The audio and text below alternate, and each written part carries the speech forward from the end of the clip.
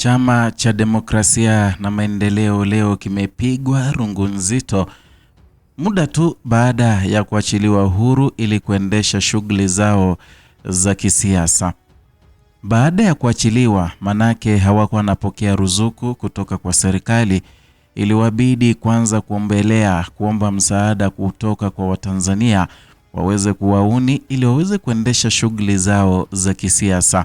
Manake mengi yalikuwa hayafanyiki, magari yao kwa muda mwingi sasa hayajasogeshwa, kwa hiyo magurudumu yalikuwa yamelala, ofisi zao zilikuwa chafu, ndipo vijana wa Bavicha wakaamua kwamba lazima wangefanya usafi na akaunti zao kwamba zilikuwa tupu. Kwa hiyo ilibidi waombe msaada, wakapeana nambari na John Heche ndiye alikuwa wa kwanza kusema kwamba tafadhali wanahitaji msaada. Kumbuka John Heche ndiye makamu mwenyekiti wa Chama cha Demokrasia na Maendeleo. Ila leo wamepigwa rungu zito. Nataka tutazame video hii ambapo wanavamiwa vibaya kuhusiana na fedha hizo wanazoziomba. Ila kabla hujatazama video hii, na kukumbusha tu, hii ni channel yako ambayo unaipenda ya TanzaPulse, tafadhali subscribe, like na kushare. Ninaamini sasa hata wenzetu ambao wanapenda kuombaomba michango na wanaitafuna wana wajibu wa kuja kujifunza kwenye uwekezaji.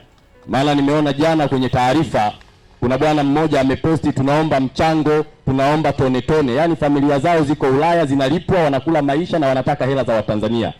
Tustuke. Tuone kabisa kwamba tuna makanjanja kwenye siasa. Fedha zikichangwa, tulimuona yule babake mkubwa wa Lissu, sio ni mjomba wake, alikuwa analalamika michango ya Lissu ililiwa, waliokula ni kina nani? Wanajuana wenyewe huko ndani. Sasa Watanzania, fedha zenu fanyeni maendeleo yenu. Msiwape watu wakaenda kupoteza kwa mambo yasiyofaa. Najua baadaye wataanza kunishambulia kwa sababu hawana ajenda, wataposti tu kwamba Mwenezi amesema michango isichangiwe, lakini waje wajifunze ndani ya chama cha nini? Cha Mapinduzi. CCM oye! Frame hizi hawapangishwi wana CCM peke yao, ni wananchi wote wa vyama vyote. Kafu wanaruhusiwa, ACT wanaruhusiwa, Chauma wanaruhusiwa, Chadema wanaruhusiwa, na CCM na wananchi wasio na vyama wanafanya nini? Wanaruhusiwa. CCM hakuna ubaguzi. Sisi tunafanya kazi na watu wote na vyama vyote. Tunachoangalia ni maslahi ya taifa, ndio kipaumbele chetu cha kwanza. Naam, katika ile hali ya kuomba msaada wamepatana na kizingiti kizito. Ni baada ya Kenani Kihongosi ambaye ni katibu wa NEC, itikadi, uenezi na mafunzo ya Chama cha Mapinduzi ama ukipenda CCM, kuwavamia vibaya. Mwanzo alikuwa anaambia Watanzania wasije wakachangia Chadema, manake Chadema wanachanga na fedha hizo zinaliwa, haziendi kwa chama. Ni maneno mazito ambayo aliyataja na yakawa ni kama kizingiti cha maendeleo katika chama hicho cha Demokrasia na Maendeleo. Kumbuka vile vile alisema kwamba kuna fedha ambazo zilichangwa. Kuna video ambazo tumezifanya nyingi kwenye jukwaa hili la TanzaPulse, na ilipoelekea mwezi Disemba kwenda mwisho pale, wana Chadema walikuwa wameomba sana kwamba at least wakamchangie Tundu Lissu akiwa pale gerezani, ni katika ile hali ya kusimama na mwenyekiti wa Chama cha Demokrasia na Maendeleo. Fedha nyingi mno zilichangwa, watu walichanga mamilioni ya pesa za Tanzania, ila kulingana na ndugu yake Tundu Lissu alitaja akisema kwamba pesa hizo zililiwa, wala Tundu Lissu hakupokea kiwango chote cha pesa zile.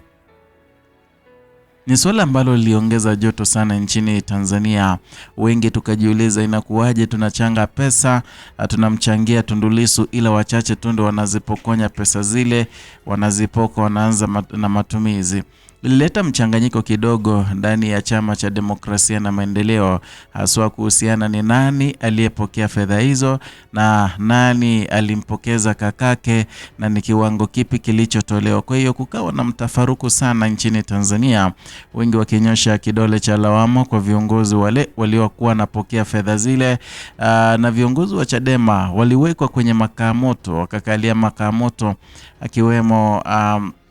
akiwemo mwenyekiti ama niseme katibu mkuu wa chama hicho ambaye ni Brenda Rupia. Vile vile kulikuwa na wanaharakati akina Maria Sarungi, akina Mange Kimambi ambao walichanganywa pale, wakasemekana kwamba pengine wao walikuwa wanajua hizo hela zilienda wapi. Kwa hivyo wakaulizwa, ila kesi hiyo haikuenda mbali, haikumalizika. Yani siwezi nikakwambia kesi hiyo iliendaje. Maneno yale yakafungiwa, hayakwenda mbali, manake wako wanataka kuharibia chama jina. Lakini ukweli ni kwamba pesa zile zililiwa.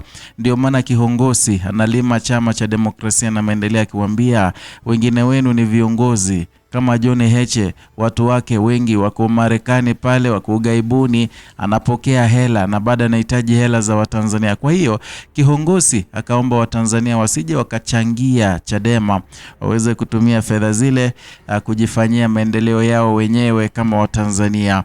Na vile vile kumbuka kwamba mengi yanazidi kuendelea ndani ya chama hiki cha demokrasia na maendeleo. Manake yeye anasema kwamba anajua wengi sasa watamvamia kutokana na mambo hayo ambayo ameyazungumza huyu kiongozi, ila amewaambia wanachadema kwamba hakuna haja ya kuchanga fedha ambazo zinaliwa. Manake chama hicho cha demokrasia na maendeleo hakina ajenda, hakina sera, kwa hiyo hakiwezi kupingana na chama ambacho kinaongoza nchini Tanzania, chama cha Mapinduzi. Ni mengi ambayo yanazidi kuendelea, lakini hii imekuwa ni pigo kubwa ndani ya Chadema, hasa ikiwa kwamba huyu kiongozi ameibua tuhuma za kitambo. Hizi bila shaka zitazuia watu wengi kuchangia chama hiki, zitazuia watu wengi kuchanga pesa, hata wale ambao walikuwa na moyo wa kuchanga. Na ikumbukwe vile vile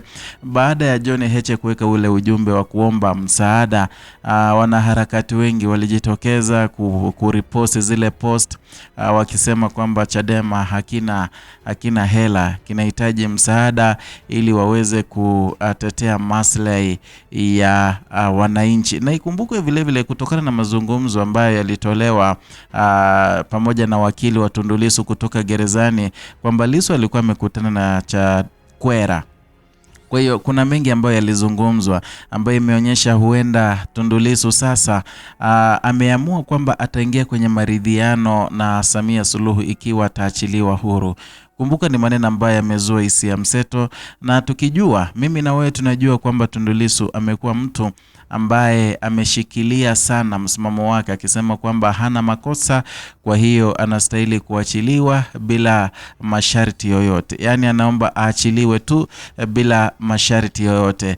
Ila kutokana na ujumbe ambao ulitokana na wakili wake, umezua changamoto, umezua tension nchini Tanzania, hadi wanaharakati wengi wanauliza, je, Tundu Lissu na Chadema wameamua kwamba kwa lolote lile waweze kumfungulia Tundu Lissu, hata kama ni kuvunja ile miiko, kuvunja ile imani ya Watanzania?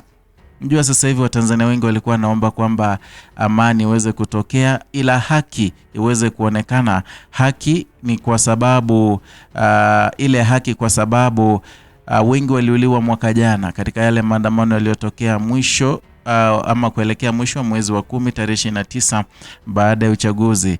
Akasema kwamba wanahitaji yale mauaji, watu waweze kumakinika, watu wabebe responsibility ya mauaji yaliyotokea mwaka jana. Ila ikiwa Tundu Lissu ameamua kwamba, ama Chadema imeamua kwamba Tundu Lissu afunguliwe ila kwa masharti yoyote, basi watakuwa wanamuinamia Tundu Lissu, na ni jambo ambalo limewakera wengi nchini Tanzania. Ndio maana nimekuambia kwamba Chadema inazidi kupigwa rungu nzito, na huenda Samia Suluhu alikuwa amewapangia vyema kwamba ikiwa watenda kuinamia, basi yale yote ambayo Samia alikuwa amewapangia basi yatakuwa yametimia. Sijui una maoni gani mpenzi mtazamaji? Niandikie ujumbe mfupi hapo chini kwenye comment section, tutajadiliana pale. Pengine yale ambayo tutajadiliana yanaweza kuwa msingi kwa yale ambayo nitayazungumzia kwenye video nyingine ambayo nitakayoifanya. Ila ukiwa ni mgeni hapa, tafadhali kumbuka kusubscribe, kulike na kushare video zetu, gonga kitufe cha kengele ili uweze kupokea notifications kila wakati tunapokuletea video mpya.